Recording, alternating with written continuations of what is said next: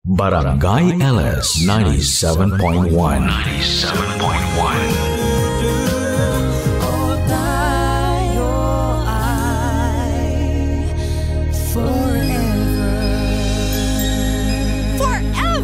Forever. Dear Papa Dudut, una sa lahat ay maraming salamat sa inyo kung mapipili ninyong basahin ang aking kwento sa inyong programa na masugid kong pinakikinggan. Ako po si Leah, 35 years old at tubong Cavite at may anak na 10 years old.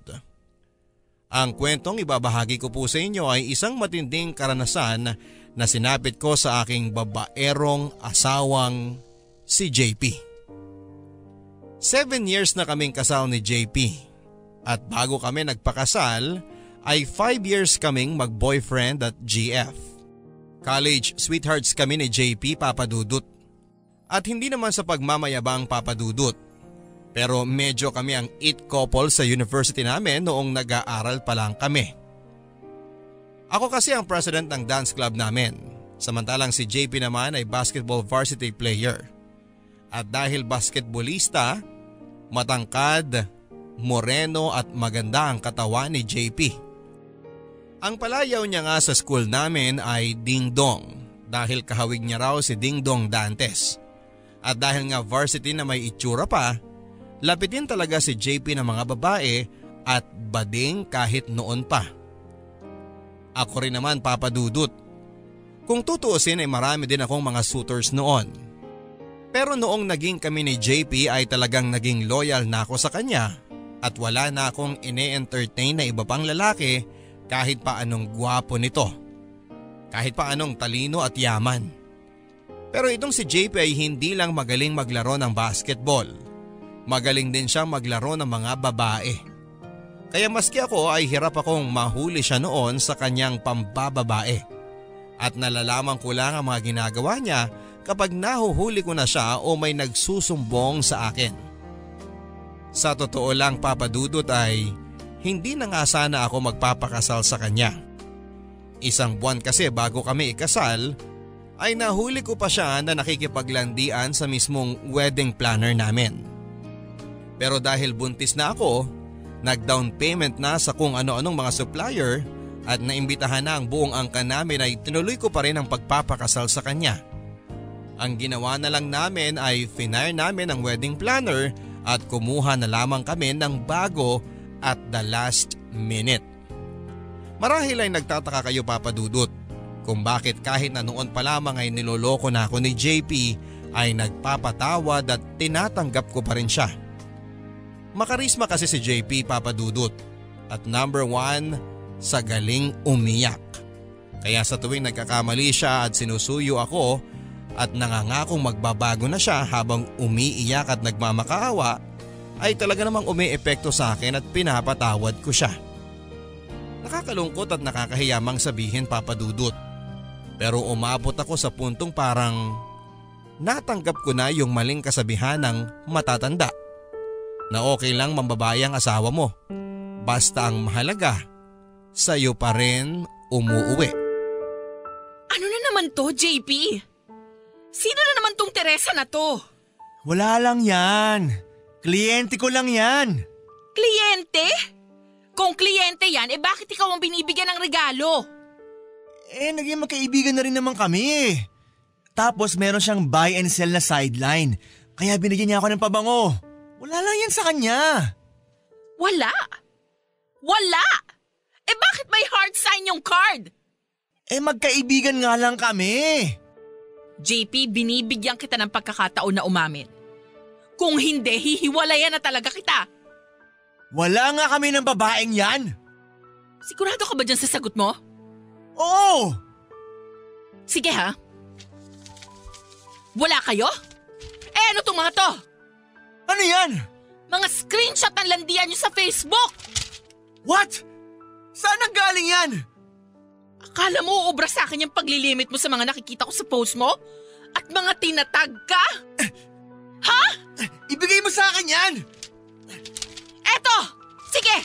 Isaksak mo sa baga mo! Tingnan mo kung gaano kagarapal yung babae mo. Pinapangalandakan pa sa mga kaibigan niya na hihiwalayan mo na ako? Nakabuyang-yang pa yung mga mukha niyo na nagde-date. Sorry, Lia. Hindi! Sawang-sawa na ako sa'yo. Pagod na ako. Kukuha ka na lang din kasi na magiging kabit, yung feeling influencer pa. Hashtag forever? Mag-hashtag forever kayo sa impyerno! Oo, ito! Kainin mo! Lia, please! Please, patawarin mo ako! Hindi! Ilang beses ko nang naririnig yan! Pero inuulit-ulit mo pa rin! 7 years old na tong anak mo hanggang ngayon! Hindi ka pa rin nagbabago! Lia, please. Hindi ko naman gusto yan eh. Ginagawa ko lang yun para sa inyo. Ano? Para sa amin? Buwang ka ba? Lia, oo, nagkamali ako. Mataas kasi ang posisyon niyan sa multinational company na pinapasukan niya. Kapag nakuha ko siya, sa akin na siya kukuha ng cellphone lines para sa mga empleyado nila. Ah, ganun. Eh di parang ibinibenta mo na yung sarili mo sa kanya. Nakakadiri ka! Ahalis na ako. Dadalhin ko na yung anak mo at kahit kailan, hindi mo na kami makikita. Lia, please! Itigil mo na yung ginagawa mo. Please, patawarin mo ako. Nagkamali ako. Bitiwan mo ako! Lia, please. Huwag mo akong iwan. Please, Lia. Mahal na mahal kita. Mahal na mahal ko kayo ng anak natin. Narinig ko na yan! Please, pagbigyan mo ako. Pangako, ito na ang pinakahuling beses na panghihinaan ako. Hindi ko na ito uulitin. Please, Lia, patawarin mo ako. Mahal na mahal kita.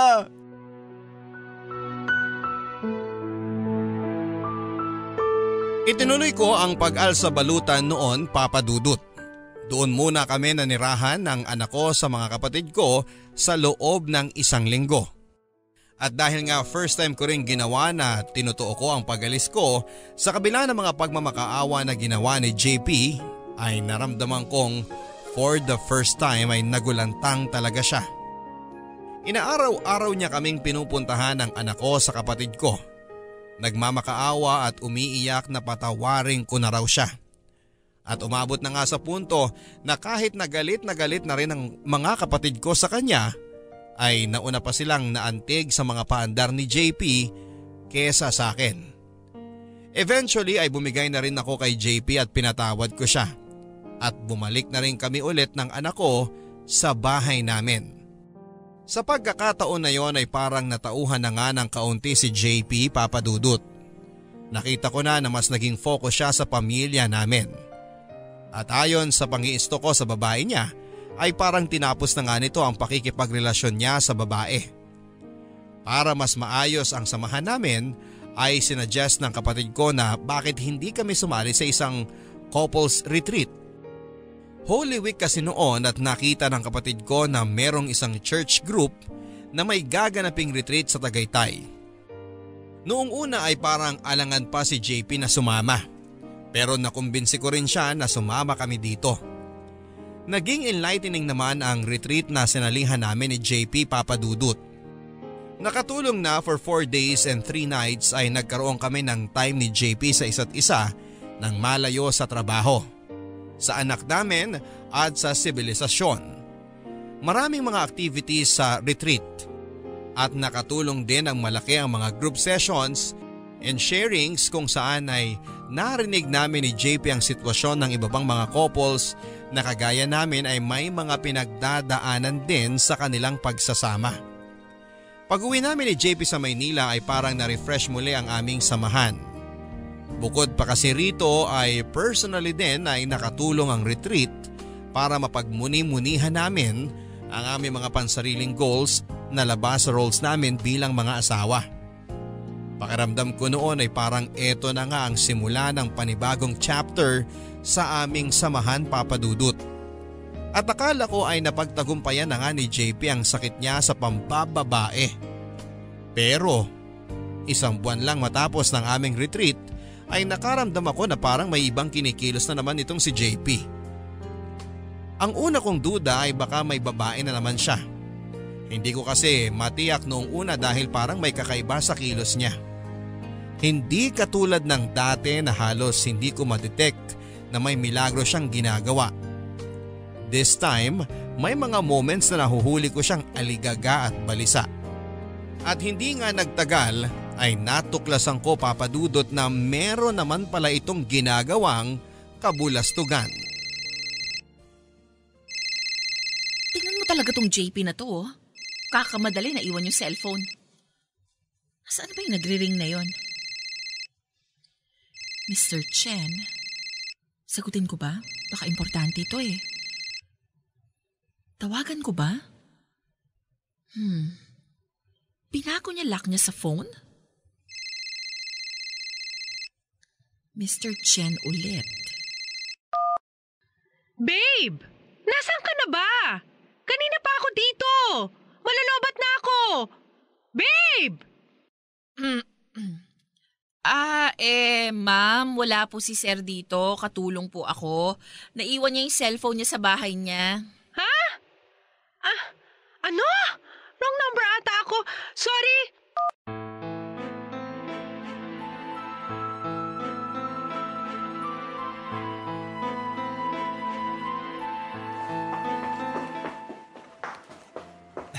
Han! Andito ka pa pala. Oo. Yung phone mo kanina pa ring nang ring. Naku, oo nga eh. Naiwan ko. Kanina pa tawag ng tawag sa'yo si Mr. Chen.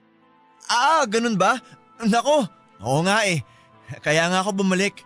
May meeting kasi kami. Late na ako. Okay na. Sinabi ko na sa kanya na naiwan mo yung phone mo.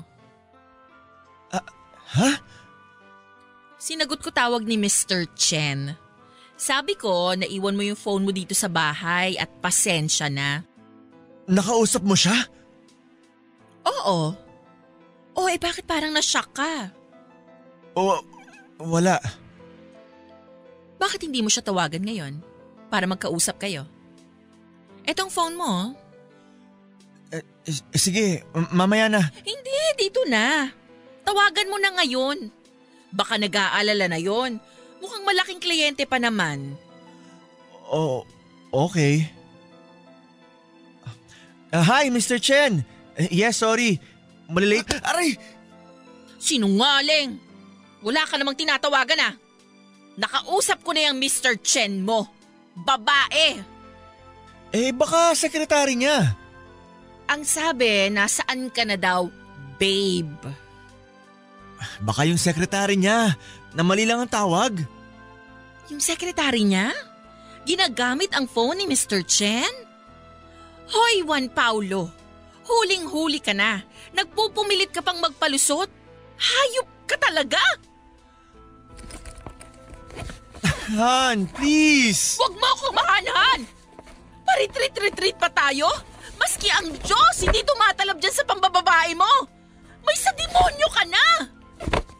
Han, please! Pag-usapan natin to! Hindi! Tapos na tayo! Han, please! Sige na, aaminin ko na. Nagkamali na naman ako. Han, please, huwag mo akong iwan. Please! Tama na! Pagod na ako sa'yo! Leah, wait. Pakinggan mo muna ako. Charm. Charm ang pangalan niya. Leah, gusto ko nang kumawala sa kanya pero ayaw niya akong i-let go. Hindi ako maniniwala sa'yo. Han, please. This time, nagsasabi na talaga ako ng totoo. Natatakot ako sa kanya eh. Nagtathreaten siya magpapakamatay kung iiwan ko siya. Eh di wag mong iwan doon sa kanya. Han, please. Please, parang awa mo na. Huwag mo akong iwan. Ikaw ang mahal ko. Ayoko sa kanya. Mahal na mahal ko kayo ng anak natin.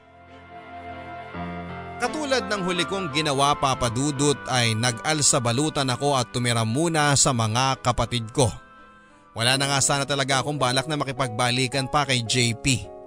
Pero kita ko na this time, yung pagmamakaawa niya at pakikiusap na tanggapin ko siya ay may halo ng depresyon. takot at pagsisisi. Dito na ako napaisip na parang hindi lang basta-bastang relasyon ang kinasangkutan niya sa babaeng yon. Binigyan ko ng pagkakataon si JP na magpaliwanag. Isang araw nang nagpunta siya sa amin ay hinarang ko na siya at kinausap. At doon ko na nga nalaman ang nangyari sa kanila ng charm na yon. And it turns out, Papa Dudut, na yung charm na yon pala yung charm ng isa sa mga participants doon sa inatinan naming couples retreat ni JP. Doon pala sila nagkakilala. Pero nang pumunta yon doon ay kasama pa niya ang asawa niya. Ang ipinagtaka ko nga ay naaalala ko nang nag-sharing sila ng asawa niya. Ang nakuha ay ang lalaki ang gustong makipaghiwalay doon sa charm. Ramdam ko na wala ang loob ng lalaki na yon habang nasa retreat kami. At parang yung charm ang mas desidido pa na magkaayos sila.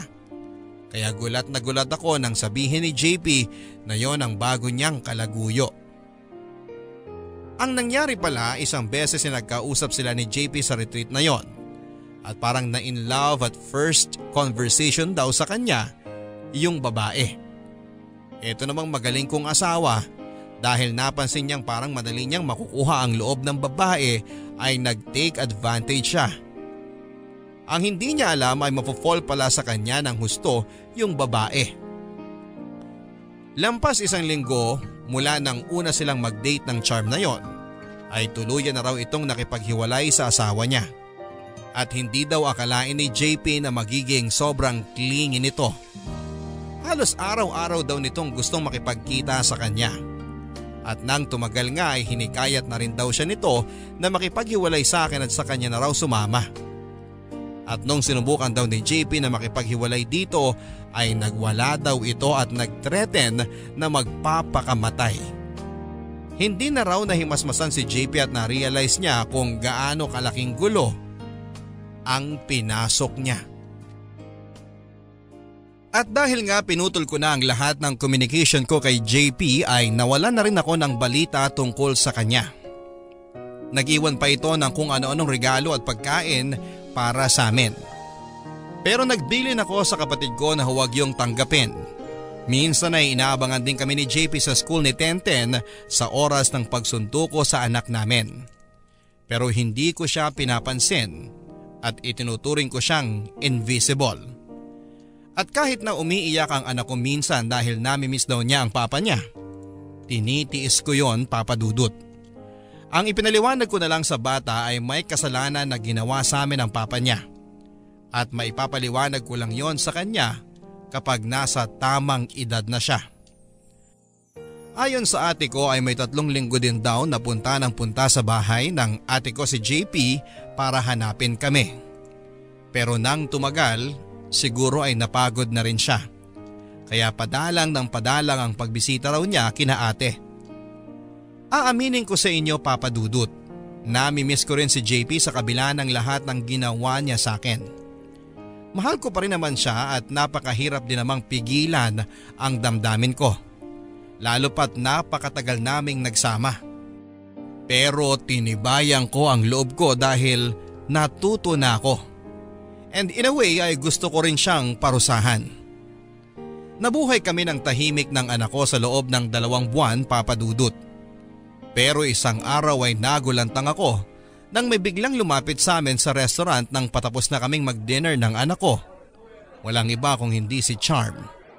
Waiter, pakibigay na yung bill namin please. Hi, Leah. Charm. This must be Tenten. Tenten, come here. Huwag mong hahawakan ng anak ko. Ang kapal na mukha mo magpakita dito. Wait, I know what you're all thinking. Alam ko masama ang tingin ninyong lahat sa akin dahil sa mga lumabas na photos, pero biktima lang din ako. Anong pinagsasasabi mo? Ikaw mismo nag-upload nun. Hindi ako.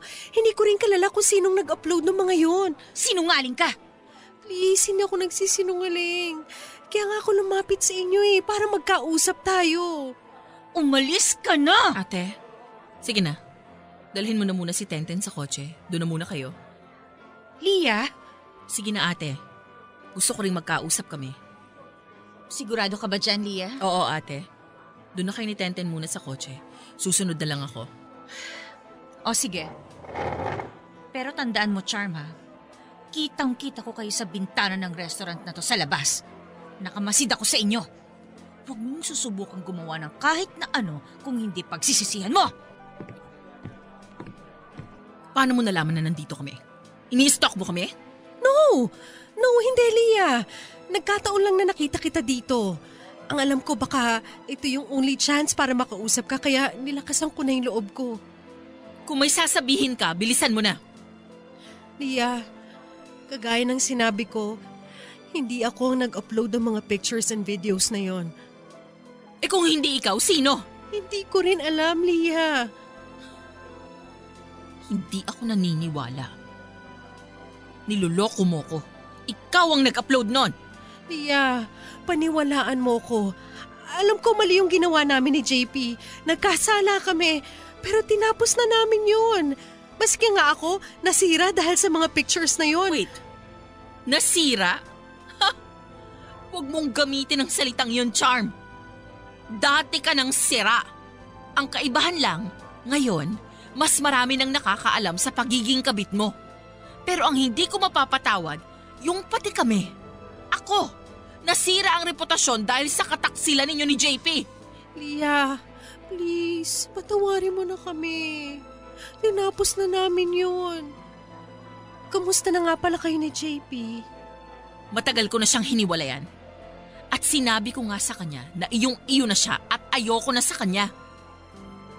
Leah, hindi mo naman kailangan gawin yun. Wala akong pakialam. Pareho kayong makasalanan. Magsama kayo sa impyerno. So, hindi na kayo nagkabalikan ni JP? Teka, ano bang pakialam mo? Concerned lang ako, Leah. Tinapos na kasi namin yung sa amin at wala na rin akong balita sa kanya. Hindi niya na rin ako kinokontakt. Kaya sana magkabalikan na kayo. Don't patronize me, Charm. Iyong-iyo na yung si JP dahil basura siya at basurahan ka!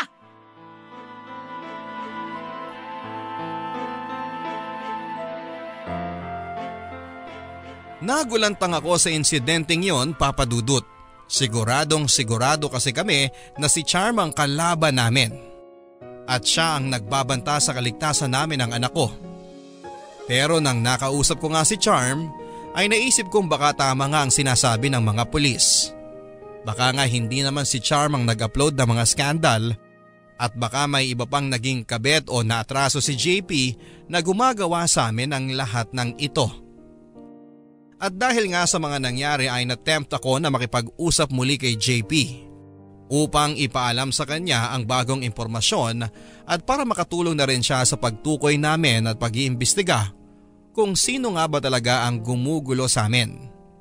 Dumagdag ang paranoia ko dahil ngayon ay parang back to zero ang aming investigasyon.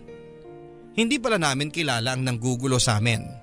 At aaminin ko sa inyo, Papa Dudut, sa puntong yon ay naisip ko nga rin na makipag-usap at makipag-coordinate muli kay Charm dahil baka siya naman pala ang may kaaway at may kagalit at nadamay lang kami dahil sa naging ugnayan nila ni JP. Naisip ko sa ugali niyang yon ay baka marami na rin siyang ibang pamilya na sinira bukod sa amin.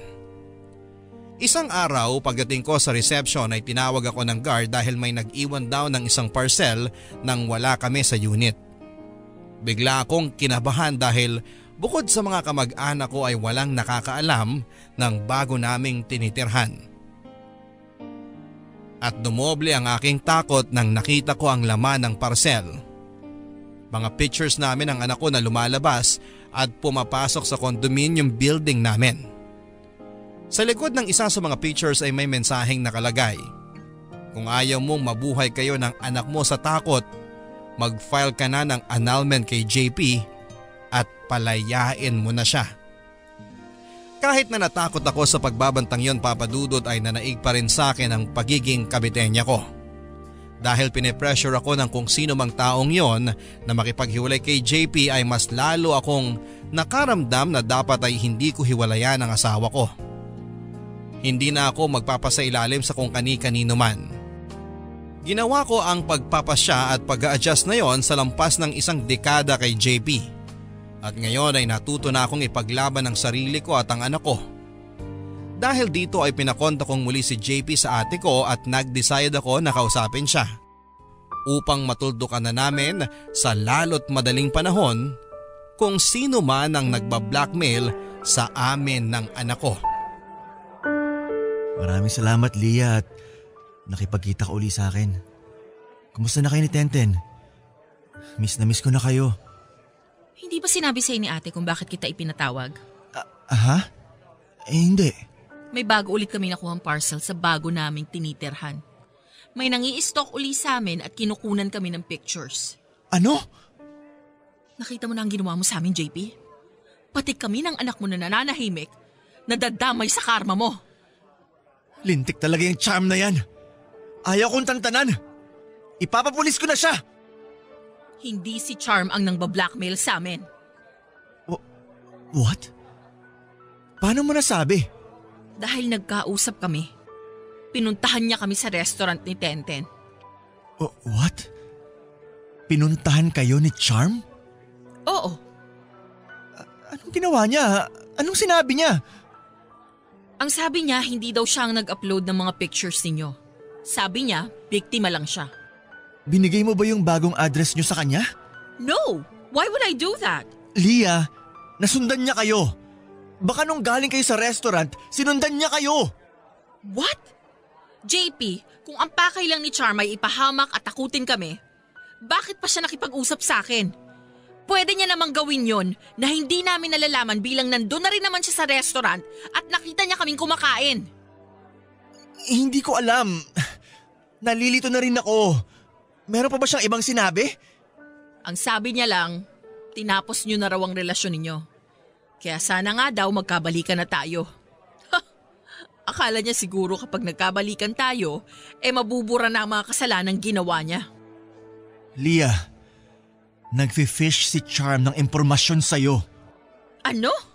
Leah, sa tingin ko, may sakit na si Charm sa pag-iisip. Naman! Kahit sino naman kumakalantari sa asawa ng iba may sakit sa pag-iisip. At pati ikaw, meron din. Leah, hindi lang basta-basta ang sakit. I think capable siya na manakit ng tao dahil sa pagka-obsess niya sa akin. Leah, may aaminin ako. Ano yun? Mga 2 or 3 months ago, nakipagbalikan ako kay Charm. Any good for you? Leah, ginawa ko yun para sa inyo ni Tenten. Hindi ako tinatantanan ni Charm. Sa phone, sa bahay, sa bago kong opisina, nagmamakaawa siya na magbalikan na kami.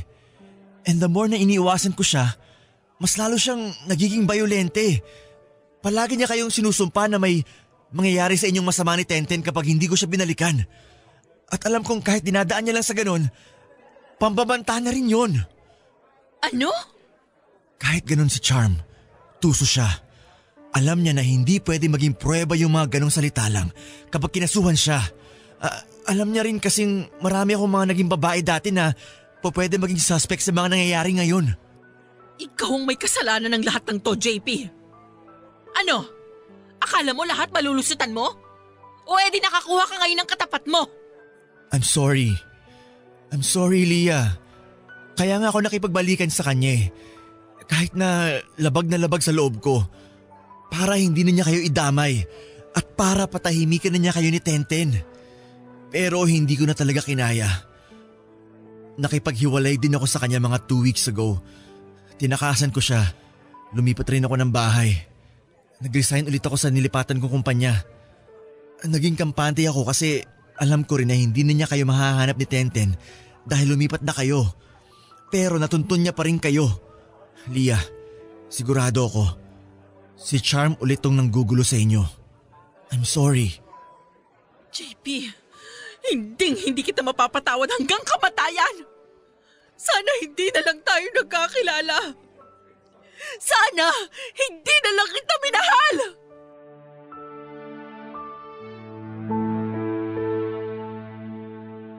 Hindi ko alam kung ano ang mararamdaman ko matapos ng pag-uusap naming iyon ni JP, Papa Dudut.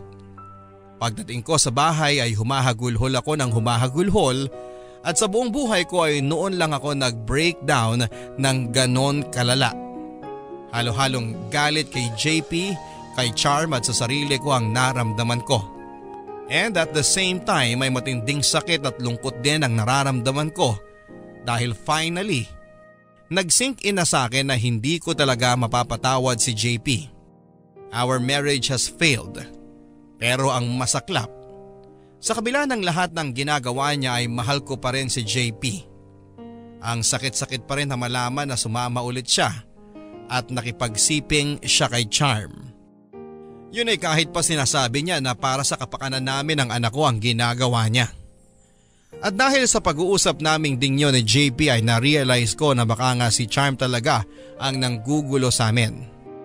Pero sa totoo lang Papa Dudut, dahil din sa paulit-ulit na panloloko sa akin ni JP, ay hindi ko na alam kung sino ang paniniwalaan ko. Ang gulo-gulo ng lahat. At sa puntong yon, kahit na nagkaroon din ako ng tampo sa Diyos, ay pinagpasakanya ko na ang lahat at ang kahihinatnan ng aming sitwasyon. Matapos ikwento sa akin ang lahat ng ito ni JP, ay hindi ko na alam kung ano ang dapat kong maramdaman Papa Dudut. Siyempre galit na galit ako, pero may bahagi din sa akin na natutuwa dahil sa wakas ay nakakuha na si JP ng karma niya. Pero may maliit na bahagi din sa akin ang napukaw matapos kong marinig kay JP na mahal pa rin niya ako. Maganda at mayaman yung Charm na yon Papa Dudut. Kaya pangit at tangamang pakinggan, pero may bahagi sa pride ko na nafa-flatter nang nalaman ko na kumpara sa babaeng yon at sa iba pang mga naging babae ni JP ay ako pa rin ang pipiliin niya. Na ako pa rin ang mahal niya. Ewan ko ba Papa Dudut? Pero noong mga panahon na yon Papa Dudut siguro ay masyado na ring mababa ang tingin ko sa sarili ko nang hindi ko napapansin. Na kahit ako ang asawa at may karapatan, pakiramdam ko ay palagi pa rin akong kailangan makipagkompetensya sa mga babae ni JP at sa lahat ng mga magiging babae pa niya. In short ay binigyan ko ulit si JP ng pagkakataon, pero this time may mga rules na akong sinet. Siyempre, una na dyan ay pakikipaghiwalay niya sa babaeng yon. At para masiguro kong gagawin niya yon ay dapat sa public place siya makipaghiwalay kung saan ay pwede akong magmasid sa kanila para mapatunayang gagawin niya talaga yon. At ikalawa, sa susunod na mahuli ko siyang muli na ng bababae ay magfa-file talaga ako ng annulment. Sinet namin sa isang malaki at mataong restaurant ang lugar kung saan ay makikipaghiwalay si JP kay Charm. At pumwesto ako sa lugar sa restaurant na makikita ko sila. Pero hindi ako makikita ng Charm. Matapos ang 30 minutos ay naramdaman ko na nakipaghiwalay na nga si JP doon sa babae. Dahil nagsimula na itong magsisigaw at magwala.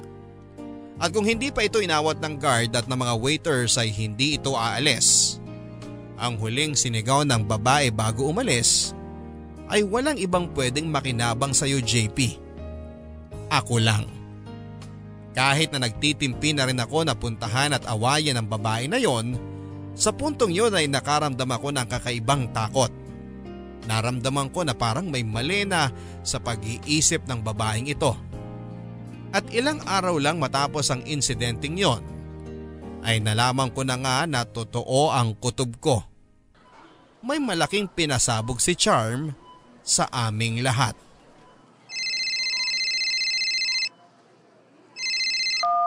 Hello, ate? Lia, nakita mo na ba? Ang alin? Naku, mag-online ka. Ha? Ang ano? Nag-grocery ako eh. Buksan mo yung mga social media accounts mo. Yung kabit ni JP. Kung ano-anong pinopost. Ha? Sino sa mga naging kabit niya? Hindi ko kilala. Mukhang fake account ang gamit eh. Bakit? Anong sinasabi sa mga post? Nag-post ng maraming mga picture at video scandal nila ni JP. Ano? Oo, nakatag si JP at nakatag ka. Ha? Teka, sige, i-check ko.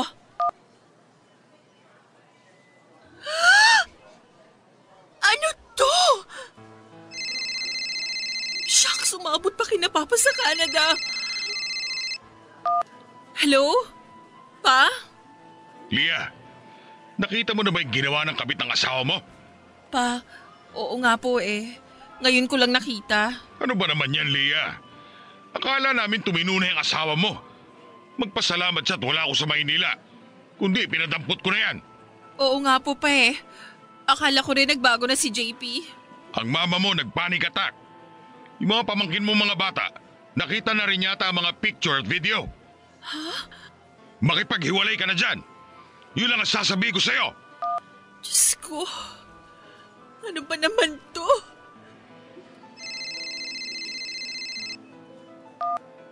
Han, Ano? Nakita mo na yung ginawa ng charm na yan? Akala ko ba tinapos mo na yan?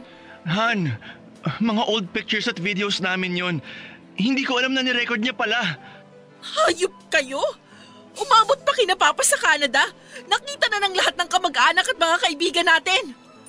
Tignan mo tong kahihiyan na pinasok mo. Maski nga dito sa office, kumalat na rin. Han, baka masisanti ako dahil dito. Dapat lang! Han, aayusin ko to. Aayusin? Paano mo to aayusin? Kalat na. Photoshop! Ang sasabihin natin, Photoshop lang yun. Wala akong pakialam. Demonyo ka? Ang pinakamalaki kong pagkakamali. Dapat noon pa lang nakipaghiwalay na ako sa'yo!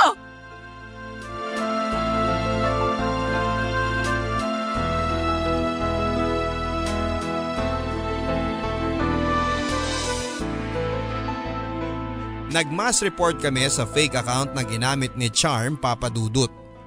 At sa kabutihang palad ay clinose naman ang account na yon.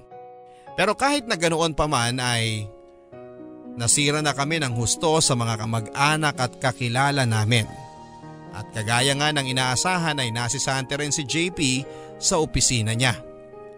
Kakasuhan sana namin si Charm pero dahil sa fake account nga ang ginamit niya para mag-upload ng mga videos at pictures na yon ay nahirapan kami para humanap ng pruweba. Sa aking pag-iimbestiga ay bago ko pa nahuli si JP at si Charm ay inad na pala ako ng fake account na yon sa mga social media accounts ko. Ang ibig sabihin ay matagal na rin pala itong ginagamit ng babae para magmasid at makakuha ng impormasyon tungkol sa amin. Doon ko na-realize na dapat nga talaga ay hindi basta-basta nag-a-add ng mga tao na hindi mo naman kilala sa social media. Dahil kagaya nga ng nangyari sa amin, ay yon ang naging paraan para masira kami. Nakakapanlumo dahil sa simpleng bagay na pagkakamali kong yon ay napakalaki ng naging masamang epekto sa aming buhay. Hindi na rin kami bumalik ng anak ko sa bahay namin ni na JP. At doon na lamang kami na malagi sa bahay ng mga kapatid ko. Si JP naman tulad ng dati ay halos araw-araw pa rin kaming pinupuntahan sa bahay para magmakaawa na patawarin na siya. At nangakong magbabago na raw talaga siya. Matapos daw ng insidenteng yon ay natutunan na niya ang kanyang lesson. Kaya't hindi na raw niya talaga ito uulitin pa.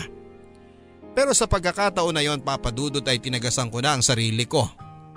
Tiniis ko si JP at hindi ko siya pinatawad at tinanggap. Pero kahit na gusto ko ngang makipaghiwalay na talaga kay JP at makapag-move on na sa lahat ng nangyari sa amin, ay hindi tumigil si Charm sa panggugulo sa amin.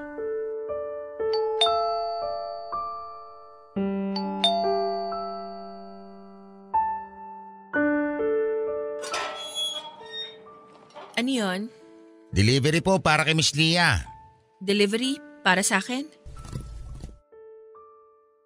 Hindi ko kilala tong pangalan na nagpadala na to. Pakipirmahan na lang po dito, ma'am. Sige. Salamat po.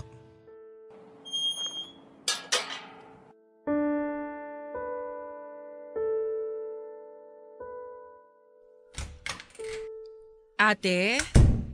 May kakilala ka bang Ronnie? Wala, bakit? May nagpadala kasi sa akin itong parcel eh. Hindi ko naman kilala. Shucks, nakakatakot yan ha. Pero baka naman kung ano lang yan. Buksan ko ba? Sige, hindi naman siguro bomba yan dahil sa envelope lang nakalagay. Sige na nga, buksan ko na. O bakit? Ano ba yan? Sino itong nagpadala na to? At saan niya nakuha yung mga pictures namin? Lia, ano yan? Mga kuha sa'yo kapag sinusundo mo sa school si Tenten? Hindi lang yun, ate. Ito pa mga pictures namin sa mall, sa children's party, sa simbahan. My gosh, Lia! May stalker kayo! Si Charm to. May sulat. Pakawalan mo na ang asawa mo para sa kapakanan mo at ng anak mo. Nagmamahalan kami ni JP. Isumbong mo sa pulis! Leche talaga yung JP na yan. Kahit nahiwalay na kami, ayaw kaming tantanan ng Charm na yan.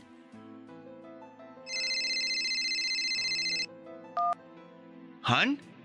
Lia, mabuti naman at… Yang kabit mo! Hanggang ngayon ayaw kaming tantanan! Ngayon nagpapadala pa ng mga pictures namin ng anak mo. Pinagbabantaan kami na kung ayaw ko raw na may mangyari sa amin, pakawalan na kita! Ano? Sumama ka na dyan sa babae mo, patahimikin niyo na kami! Never! Hindi! Hindi ko yun gagawin! Hindi ko kayo magpapalit ni Tenten kahit na kanino! Matagal mo nang ginawa, JP! Unang beses mo pa lang na ng babae, ipinagpalit mo na kami ng anak mo! Ang kasalanan ko, ngayon ko lang na-realize yan kung kailan nalagay na kami sa kapahamakan!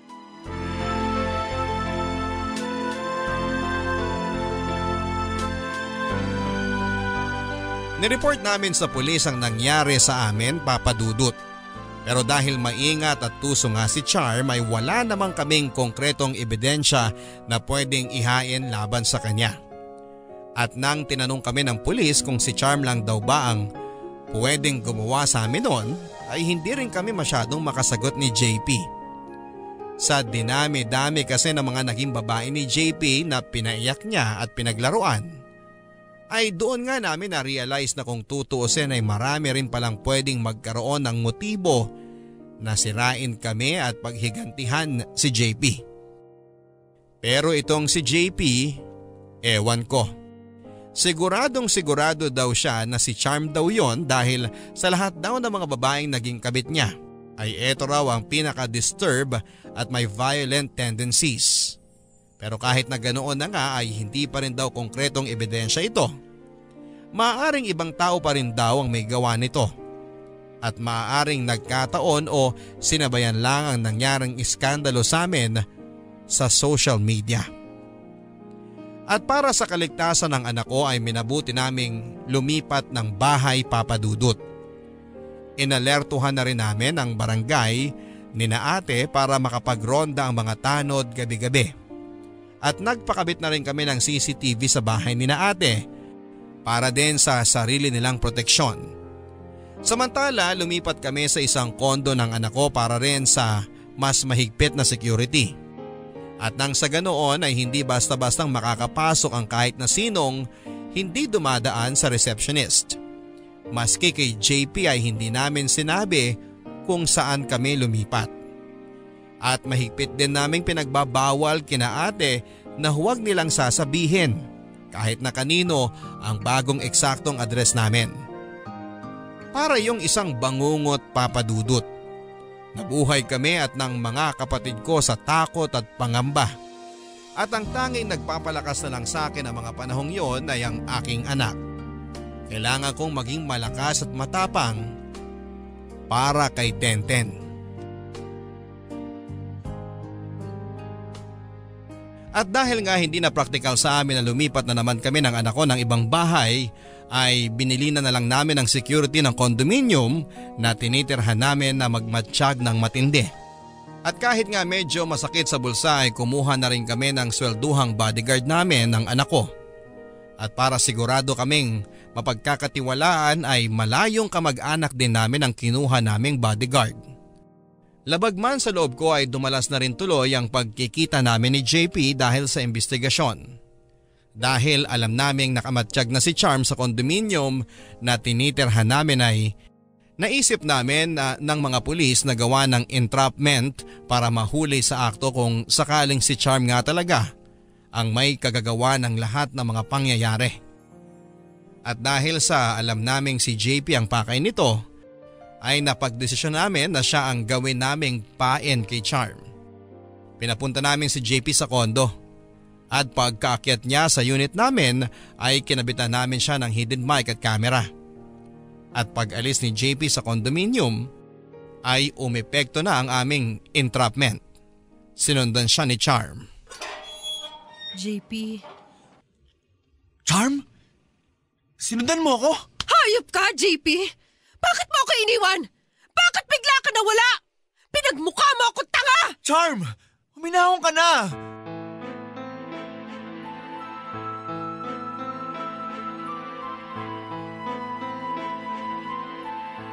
Anong akala mo sa akin?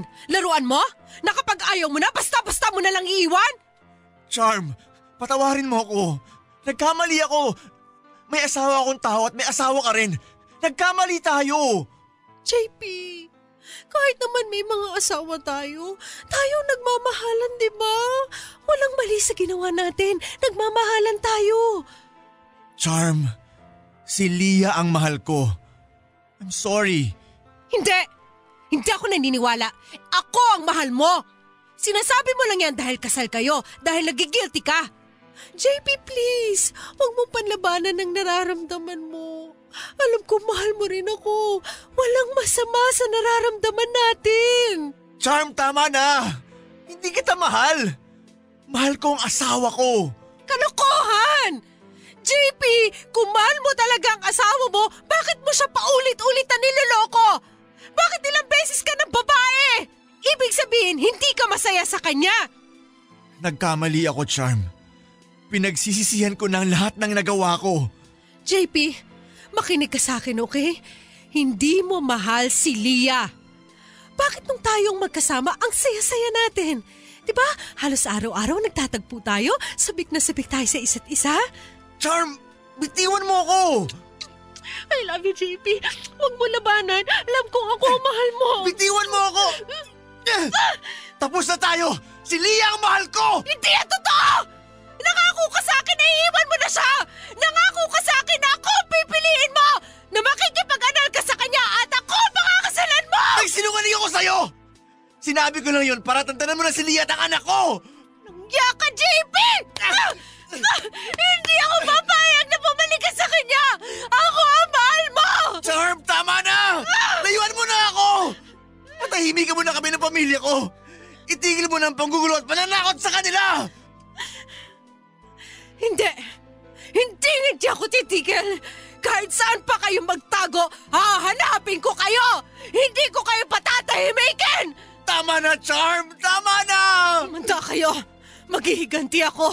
Kung hindi mo rin lang naman ako pipiliin, magpaalam ka na sa mag-ina mo! Huwag mong sasaktan ang mag-ina ko! Ipapapulis kita! Ha? Akala mo matatakot mo ako? Wala akong pakialam kahit na makulong pa ako! Maghihiganti ako! Magunahan na lang tayo sa impyerno!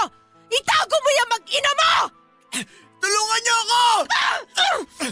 Miss, sumama kayo sa amin. Ha?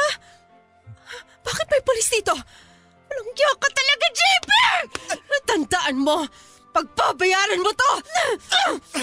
Miss, ibaba mo yung kutsilyo! Huwag kayong lalapit! Kundi tataro ko to sa leg ni JP! Ma'am, pag-usapan natin ito! Hindi! Papatayin ko siya!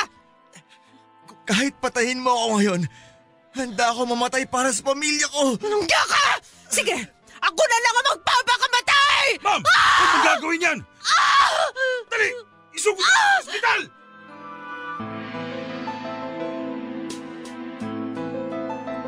Sinaksak ni Charm ang tagiliran niya, pero kahit na marami ang dugo na nawala sa kanya, ay umabot pa rin naman siya sa ospital nang itinakbo ito ng mga pulis. Naligtas sa kamatayan si Charm, at nang nakarecover na ito ay dinala na rin siya sa psychiatric ward. Nangingilabot pa rin ako sa mga nangyaring entrapment kay Charm, Papa Dudut. Hindi ko akalain na gano'n na pala kalala ang pagka-obsess ni Charm kay JP. Na humantong na siya na kaya na niyang makapatay ng ibang tao. Pati na rin ang sarili niya. Gayunpaman ay nagpapasalamat ako sa Diyos at natapos na rin ang paghihirap naming mag-ina. Nahuli na si Charm at sa ngayon ay ligtas na kami sa kapahamakan. Ilang linggo matapos ang insidenteng yon ay unti-unti na rin kumalma ang puso ko, Papa Dudut. Yung galit at takot kay Charm dati ay parang napalitan ng awa para sa kanya. Lalo pa nang nalaman kong lumala daw ang sakit nito sa pag-iisip. Gayunpaman ay nag-decide ako na mas makakabuti at makakasiguro ako sa kaligtasan naming mag-iina kapag nag-migrate kami sa Canada.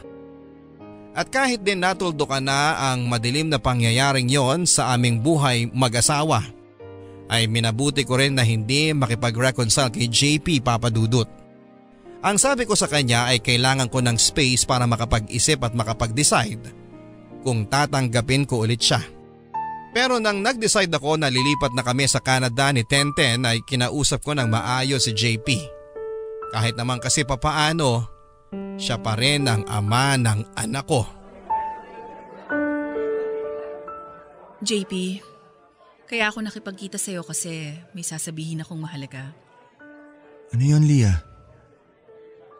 JP, nagdesisyon na ako na mas makakabuti kung mag-migrate na kami ni Tenten sa Canada. Ha? JP, hindi biro yung nangyari sa atin.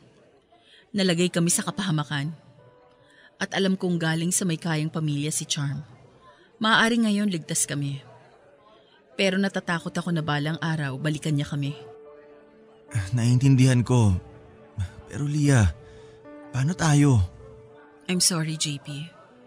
Pero sa ngayon, hindi ko pa kayang patawarin ka. Leah, please. Mahal na mahal ko kayo ni Tenten. Nagsisisi na ako. Nakita mo naman, ibinuwis ko na nga ang buhay ko para sa inyo. Alam ko. Salamat. Pero JP, sana ma-realize mo rin na hindi naman tayo dapat humantong sa ganito eh. Kung naging mabuti at tapat na asawa ka lang. At kung noon pa, hindi ko na kinunsinti ang pambababae mo. Leah, patawarin mo ako. Alam ko na ng babae ako dati pero natuto na ako.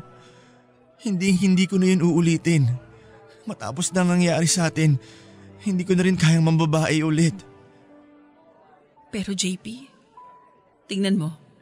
Pakinggan mo ang sarili mo. Yan bang sinasabi mo? Natuto ka na? Hindi ka naman bababae? Nagmula sa totoong pagmamahal mo sa akin? O dahil sa trauma na dinanas mo? Leah naman, huwag mo naman akong gantuhin. Mahal kita.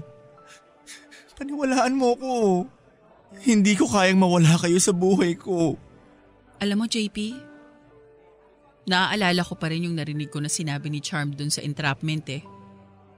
Kung mahal mo talaga ako, bakit paulit-ulit mo nga akong niloloko? Bakit never akong naging sapat sa iyo? Dahil tanga ako. Hindi ko na-realize dati na nasa akin na pala ang lahat. At dahil sa kababahon ko, kahit na may asawa at pamilyado na ako, kailangan ko pa rin maramdaman na may nakakagusto pa rin sa akin mga babae. Naging tanga at makasarili ako, Leah. Patawarin mo ko. Yung pagpapatawad, siguro balang araw magagawa ko rin, JP. Pero yung tanggapin kang muli bilang bahagi ng buhay ko, namin ng anak mo, parang huli na. Leah, please. Huwag mo namang sabihin yan. Leah, maghihintay ako. Kahit gaano pa katagal, papatunayan ko na nagbago na ako. Papatunayan ko sa inyo ni Tente na mabuting asawa at ama na ako. Na mabuting tao na ako. JP, sinasabi mo lang yan ngayon. Leah, pinapangako ko. Maghihintay ako. Paano kung nakapagdesisyon na ako? Paano kung hindi na kita tanggapin pa kailanman? Then I probably deserve it. Leah, mahal ko kayo.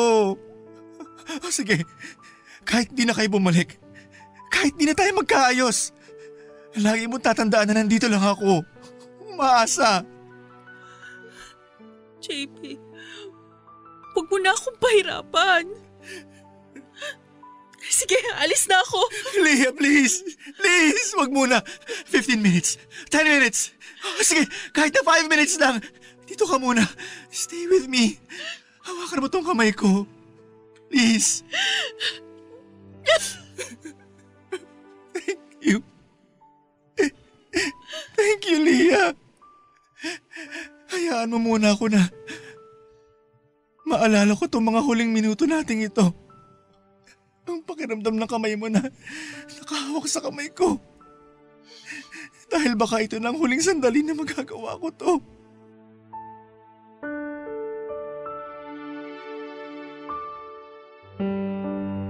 Ilang araw matapos ang pag-uusap namin ni JP ay pinayagan ko rin siya na ilabas si Tenten ng isang buong araw para magkasama silang mag-ama. Hindi na rin ako sumama sa kanila dahil natakot ako na baka magbago pa ang isip ko sa pagpunta namin sa Canada. Lalo na ang desisyon ko na maghiwalay na kami ni JP. Ang huling pagkikita namin yon ni JP sa restaurant kung saan ay hinawakan niya ang kamay ko at pareho kaming umiiyak ay ang huling beses na nga rin na nakita ko siya. Suportado ng buong pamilya ko ang desisyon ko na mag-Canada na kami ni Tenten. At ang pinaka natuwa sa desisyon kong yon ay ang ama ko na galit pa rin kay JP. Hindi daw niya ito mapapatawad at binabantaan pa nga ako na itatakwil daw niya ako bilang isang anak kapag nakipagbalikan pa ako kay JP. Sa loob ng 4 na buwan ay lilipat na kami ni Tenten papunta sa Canada. At habang papalapit na ng papalapit ang araw ng aming paglipad, ay siya namang pabigat ng pabigat ang pakiramdam ng puso ko. Mahal na mahal ko pa rin si JP, Papa Dudut. Hindi na ako magsisinungaling. At kapag naaalala ko ang pangako niya na maghihintay siya sa amin ng anak ko, at sa kapatawaran at pagtanggap ko ay parang dinudurog din ang puso ko sa awa sa kanya.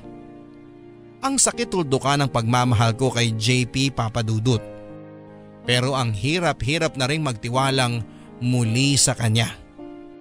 Ang saklap lang na kung kailan parang handa na talaga siyang magbago, ay saka naman napagod ang puso ko. Ang inyong kapuso at kabarangay forever, Leah.